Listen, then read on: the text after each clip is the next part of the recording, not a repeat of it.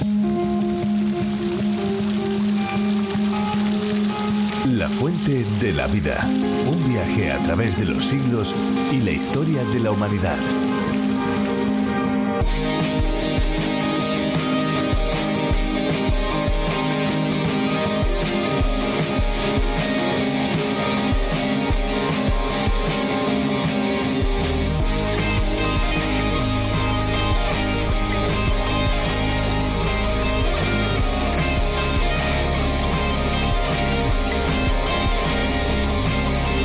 Un estuario es un sitio donde un río o arroyo desemboca en el océano, descargando el agua dulce directamente en el mar. Hay 4 tipos principales de estuarios: desembocadura del río inundada, fiordo, barra integrada y tectónico. Las desembocaduras de ríos inundados son lugares donde el nivel del mar ha subido y ha inundado una vieja boca de río. Los fiordos son canales profundos en forma de U formados por los glaciares. Los estuarios tectónicos se forman a través del movimiento de las placas a lo largo de las fallas en la corteza terrestre.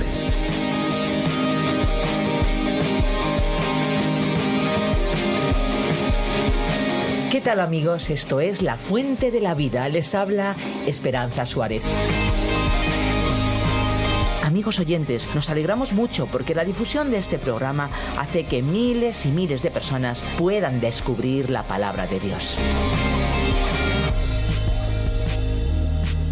Aunque comenzamos La Fuente de la Vida con curiosidades, este programa no es solamente un tiempo de curiosidades y de buena música, nada más, claro que no.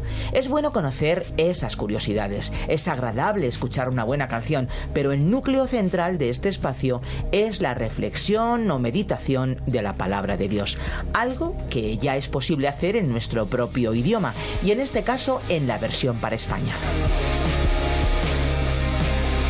Existe un principio que es el de presunción de inocencia, que garantiza, entre otras cosas, la posibilidad de defensa y de un juicio justo e imparcial. Desafortunadamente no siempre ha sido así y en muchos lugares del mundo todavía sigue habiendo injusticias.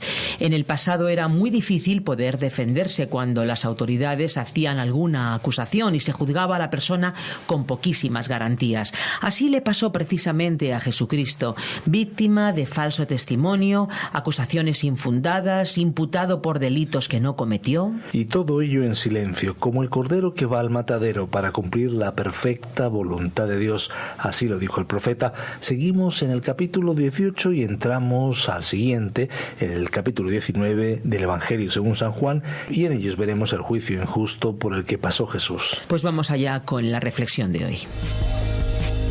La Fuente de la Vida. Nuestro pasaje bíblico de hoy es el Evangelio de Juan, capítulo 18, versículo 29, hasta el capítulo 19, versículo 16. En nuestro programa anterior iniciamos la consideración del juicio de Jesús ante Pilato. Vamos a comenzar pues nuestra lectura de hoy con los versículos 29 al 32 de este capítulo 18 de Juan. Entonces salió Pilato a donde ellos estaban y les dijo: ¿Qué acusación traéis contra este hombre? Respondieron y le dijeron: Si este no fuera malhechor, no te lo habríamos entregado. Entonces les dijo Pilato: Tomadlo vosotros y juzgadle según vuestra ley. Los judíos le dijeron: A nosotros no nos está permitido dar muerte a nadie. Dijeron esto para que se cumpliera la palabra que Jesús había dicho, dando a entender de qué muerte iba a morir. Pilato sospechó que había algo malo en este asunto y trató de desembarazarse del problema. Les dijo que juzgaran a Jesús ellos mismos. No podía comprender lo que estaba ocurriendo. El problema era que querían la pena de muerte y tenían que admitir que no tenían autoridad para imponerla. Es interesante que estos hombres tuvieron obligadamente que confesar esto, después de haber declarado tan arrogantemente en Juan capítulo 8, versículo 33, lo siguiente: descendientes de Abraham somos, y jamás hemos sido esclavos de nadie. Juan nos dijo que esto cumplió lo que Jesús había profetizado. Les había dicho a los discípulos que las autoridades religiosas judías le condenarían a muerte y que le entregarían a los no judíos, según Marcos capítulo 10, versículo 33. Hacía unos meses que había predicho esto, y ahora estaba allí, habiendo sido conducido ante Pilato, el representante de Roma, una nación no judía, por los líderes religiosos que buscaban la sentencia de muerte. Si los judíos hubieran detenido a Jesús y le hubieran condenado a muerte según la ley, le habrían apedreado. Lea usted nuevamente el Salmo 22 y observe si es que describe una muerte por lapidación o una muerte por crucifixión. Es obvio que describe una crucifixión con las manos y los pies horadados y la agonía de colgar en una cruz. Los únicos que llevaban a cabo la muerte por crucifixión eran los romanos. Jesús tuvo que ser entregado a los romanos para cumplir la profecía del Antiguo Testamento. Continuamos leyendo los versículos 33 al 35 de este capítulo 18 de Juan. Entonces Pilato volvió a entrar en el pretorio, llamó a Jesús y le dijo: ¿Eres tú el rey de los judíos? Jesús le respondió: ¿Dices tú esto por ti mismo o te lo han dicho otros de mí? Pilato le respondió: ¿Soy yo acaso judío? Tu nación y los principales sacerdotes te han entregado a mí. ¿Qué has hecho? Pilato quedó en un principio sin saber qué decir. No podía creer que hubiera alguien que alegara ser el rey de los judíos, ni que ellos tuviesen la audacia de lanzar tal acusación. Pilato se encontró ante una situación difícil y quiso evadirse del problema y quiso ayudar a Jesús. Estaba dentro en la corte a solas con Jesús. Los judíos esperaban fuera porque tenían escrúpulos en cuanto a contaminarse por entrar en la casa de un no judío. Pilato estaría feliz si Jesús simplemente dijera que no era un rey, y entonces Pilato se libraría de semejante situación. Porque, al fin y al cabo, ¿quién era juzgado? ¿Pilato o Jesús? Leamos ahora el versículo 36. Respondió Jesús: Mi reino no es de este mundo. Si mi reino fuera de este mundo, mis servidores pelearían para que yo no fuera entregado a los judíos. Pero mi reino no es de aquí. Jesús había apelado a la mente de Pilato. Le había hecho la pregunta lógica en cuanto al origen de su evidencia. Pilato se burló de aquello y dijo que eran los judíos los que habían lanzado la acusación. Entonces Jesús apeló al corazón de este hombre. Jesús trataría con él de hombre a hombre. Observemos la frase: mi reino no es de este mundo. Jesús no dijo que su reino no estaría vigente algún día en este mundo, ya que Él reinará como Rey de Reyes y Señor de Señores, y la tierra será llena del conocimiento del Señor como las aguas cubren el mar, según Isaías capítulo 11, versículo 9. Pero su reino no será de este mundo, es decir, que no pertenecerá a este sistema mundial. No será una estructura de poder edificada sobre intereses políticos. No se establecerá por medios mundanos. Jesús no será elegido rey por ninguna organización o partido. Su reino no será edificado sobre la guerra, la agitación social, el odio y el resentimiento. Pilato mismo era un político corrupto que había comprado su puesto. Era un instrumento de Roma. Odiaba a los judíos, pero tenía miedo de ofenderles porque no quería perder su posición. Pero Jesús no asumiría su reino con maniobras políticas. Jesús había dicho que si su reino fuese de este mundo, sus siervos lucharían por él. Así que no ofrecería resistencia. Pedro había tratado de defenderle y Jesús le había mandado que envainase su espada. No estaba construyendo su reino sobre el sistema político vigente. Y la Iglesia tampoco podría edificar su reino de esa manera. La Biblia nos enseña claramente que en esta época Cristo está reuniendo un pueblo para sí mismo, según Hechos de los Apóstoles, capítulo 15, versículo 14. Estos son la eclesia, o los convocados, la iglesia. Son llamados del mundo para vivir en el mundo, pero no pertenecen al sistema del mundo. Y llegará el tiempo cuando el Señor removerá completamente a la iglesia del mundo. Luego, cuando Cristo venga en su reino, Él mismo lo establecerá. Leamos ahora el versículo 37 de este capítulo 18 de Juan. Le dijo entonces Pilato: «Luego, ¿eres tú rey?» Respondió Jesús: «Tú dices que yo soy rey.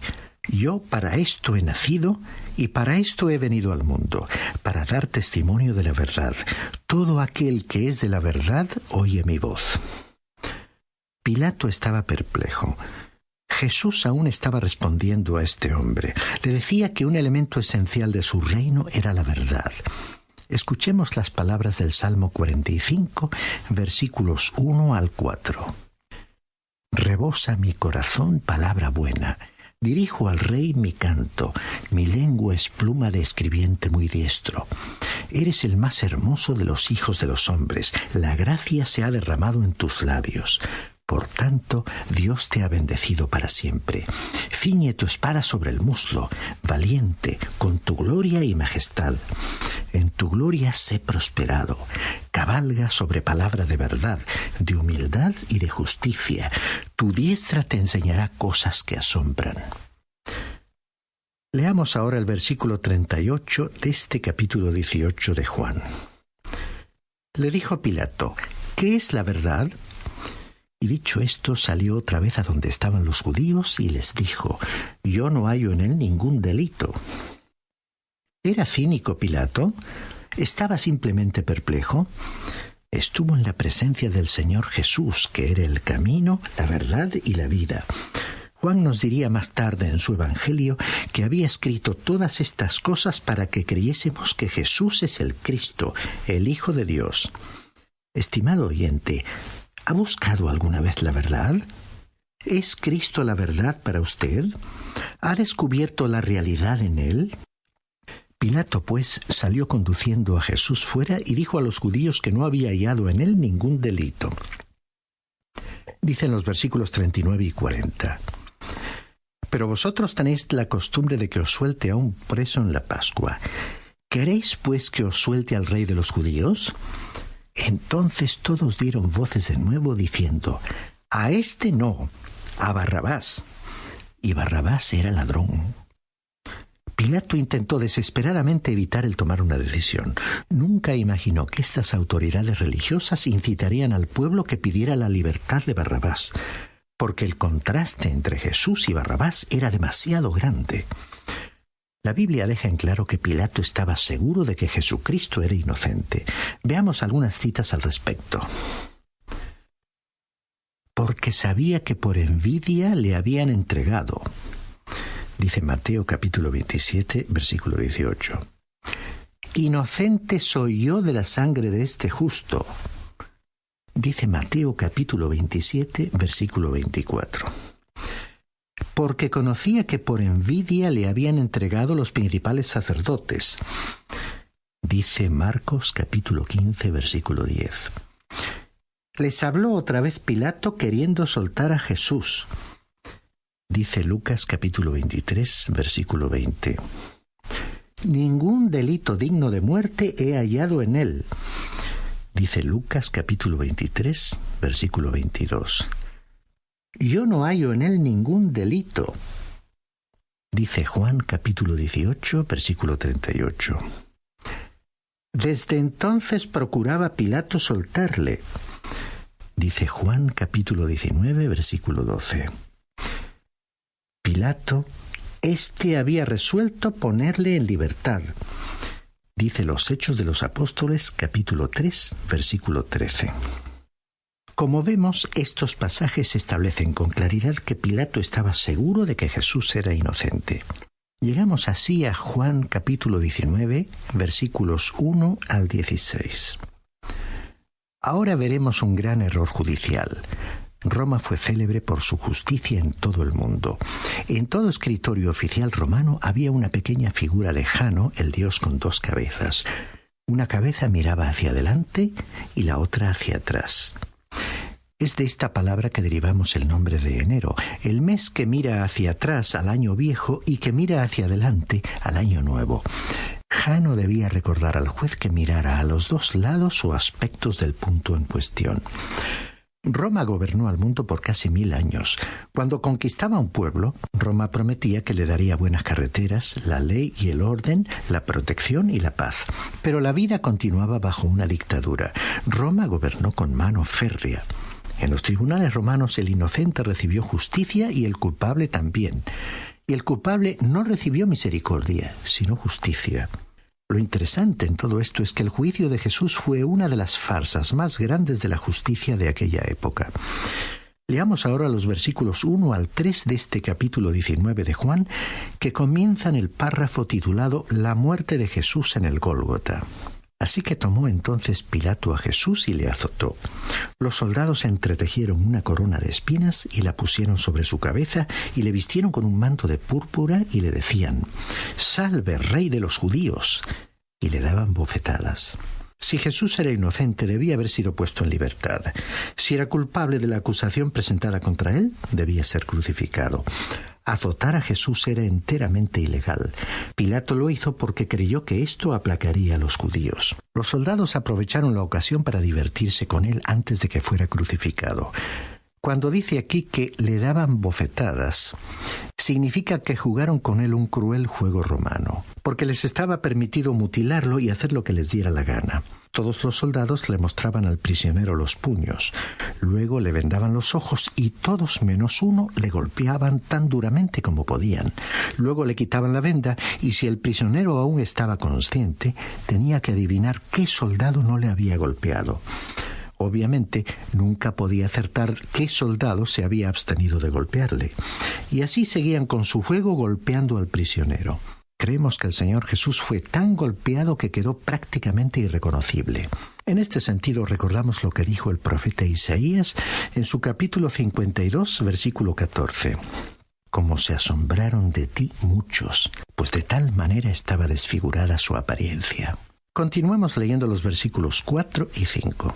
Entonces Pilato salió otra vez y les dijo: «Mirad, os lo traigo fuera para que entendáis que ningún delito hallo en él». Y salió Jesús llevando la corona de espinas y el manto de púrpura. Pilato les dijo: «Este es el hombre».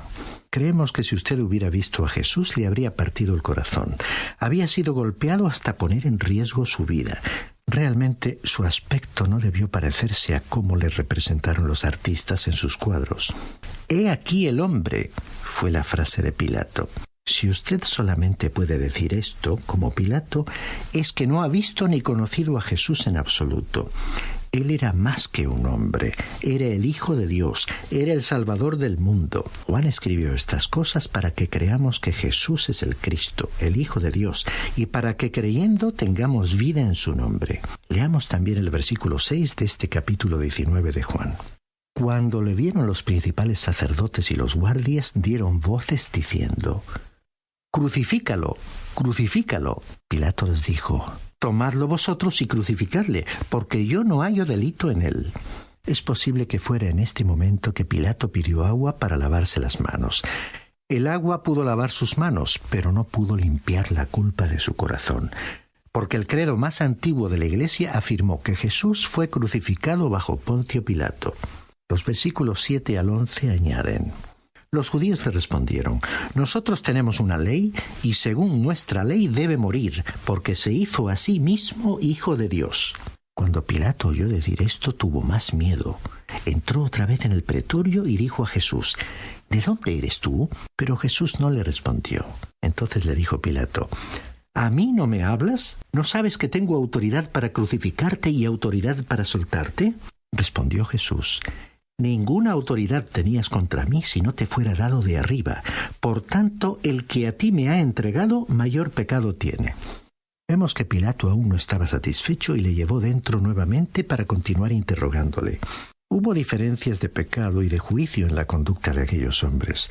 Aquellos que entregaron a Jesús a Pilato tenían el mayor pecado, porque tenían más conocimiento del que tenía Pilato. Ahora eso, por supuesto, no exoneró a Pilato de ninguna manera.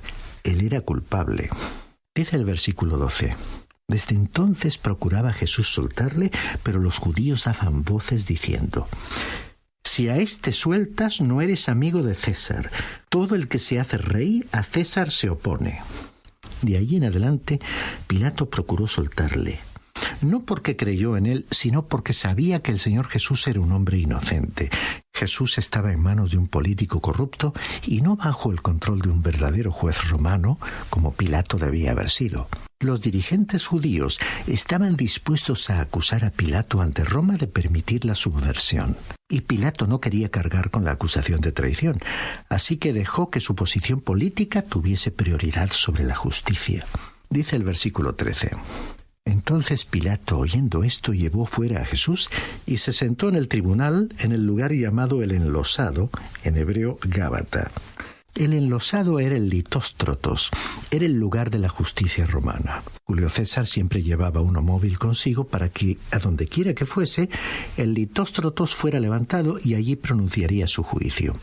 Y Gábata era un lugar en Jerusalén que creemos puede identificarse con exactitud. Queda a unos pocos metros por debajo del nivel actual de la calle Ecce Homo. Allí están unas piedras deterioradas que podrían ser el enlosado o Gábata. A continuación leamos los versículos 14 y 15 de este capítulo 19 de Juan.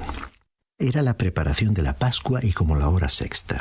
Entonces dijo a los judíos: «Aquí tenéis a vuestro rey». Pero ellos gritaron: «¡Fuera, fuera! ¡Crucifícalo!». Pilato les dijo: ¿A vuestro rey he de crucificar? Respondieron los principales sacerdotes: «No tenemos más rey que César». Observemos la dignidad del Señor Jesús durante todo este proceso. Parecía como si no le estuvieran juzgando a él. Pilato fue obligado a hacer una elección. ¿Sería Jesucristo o César? Las autoridades religiosas fueron obligadas también a elegir. ¿Elegirían a Jesucristo o al César? Así que hicieron su terrible elección exclamando: «No tenemos más rey que César». El día vendrá cuando tendrán que realizar otra elección entre Jesucristo o el Anticristo. Estimado oyente, escuche usted, cada ser humano tiene que hacer su elección frente a Jesucristo. Él dijo en el Evangelio según Mateo capítulo 12, versículo 30, «El que no está conmigo está contra mí». En el momento en que usted hace una decisión contra Cristo, hace su decisión a favor de todo lo que el César representa en la actualidad, es decir, a favor de la idolatría que reclame todo poder que se oponga a Dios. Leamos ahora el versículo 16. Así que entonces le entregó a ellos para que fuera crucificado.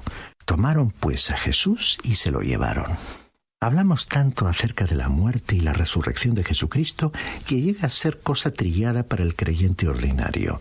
La crucifixión de Jesucristo fue uno de los momentos más viles e infames en toda la historia.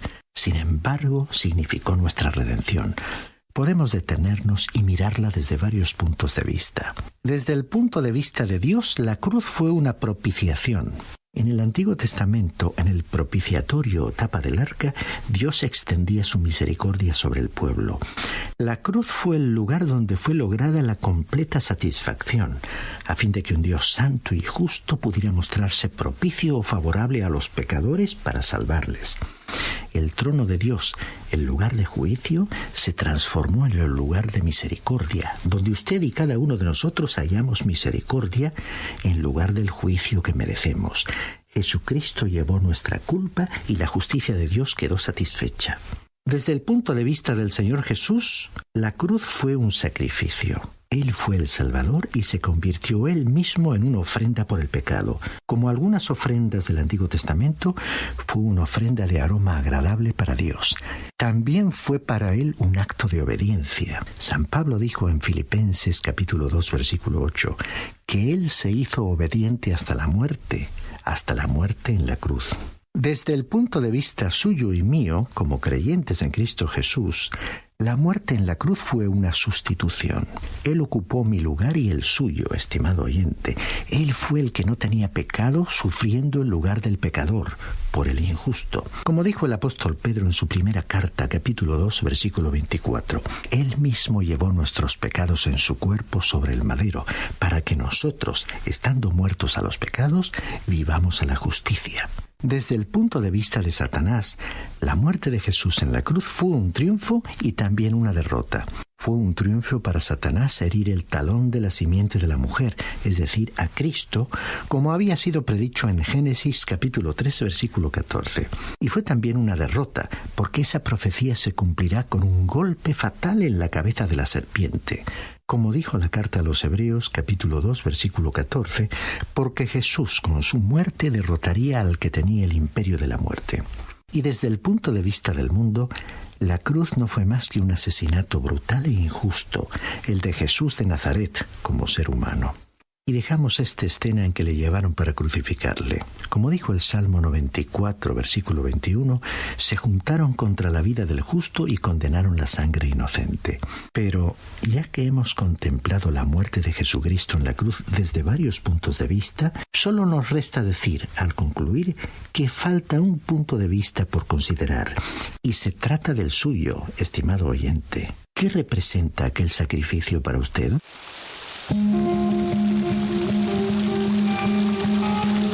Y nos acercamos ya a los últimos minutos del programa de hoy y queremos recordarles a cada uno de ustedes, a cada uno de los que nos escuchan, que pueden visitar nuestra web lafuentedelavida.com o bien descargar la aplicación La Fuente de la Vida, que también se puede encontrar con el nombre de A Través de la Biblia. Si desean contactar con nosotros, nuestros números son el 91 422 0524 y el 601 20 32 65. Recuerden que si llaman desde fuera de España deben pulsar el prefijo más 34 91 422 0524 o bien 601 203 265. Si lo que desean es enviarnos un email, lo pueden hacer a info@radioencuentro.net. info@radioencuentro.net. Y ahora sí, ahora ya definitivamente les decimos adiós. No olviden, recuerden que hay una fuente de agua viva que nunca se agota. Beba de ella. Muchas gracias por ver este vídeo. Suscríbete al canal si aún no lo has hecho y activa las notificaciones para no perderte las novedades de la Fuente de la Vida. ¡Te esperamos! Este ha sido un programa de Radio Transmundial producido por Radio Encuentro, Radio Cadena de Vida.